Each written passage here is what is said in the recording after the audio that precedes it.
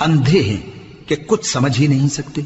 اے اہل ایمان، جو پاکیزہ چیزیں ہم نے تم کو عطا فرمائی ہیں ان کو کھاؤ، اور اگر اللہ ہی کے بندے ہو تو اس کی نعمتوں کا شکر بھی ادا کرو۔ اس نے تو تم پر بس مرا ہوا جانور اور لہو اور سور کا گوشت اور جس چیز پر اللہ کے سوا کسی اور کا نام پکارا جائے حرام کر دیا ہے۔ ہاں، جو مجبور ہو جائے بشرطے کہ اللہ کی نافرمانی نہ کرے اور حد ضرورت سے باہر نہ نکل جائے، اس پر کچھ گناہ نہیں۔ بے شک اللہ بخشنے والا ہے، رحم کرنے والا ہے۔ جو لوگ اللہ کی کتاب سے ان آیتوں اور ہدایتوں کو جو اس نے نازل فرمائی ہیں چھپاتے اور ان کے بدلے تھوڑی سی قیمت یعنی دنیاوی منفعت حاصل کرتے ہیں، وہ اپنے پیٹوں میں محض آگ بھرتے ہیں۔ ایسے لوگوں سے اللہ قیامت کے دن نہ کلام کرے گا اور نہ ان کو گناہوں سے پاک کرے گا، اور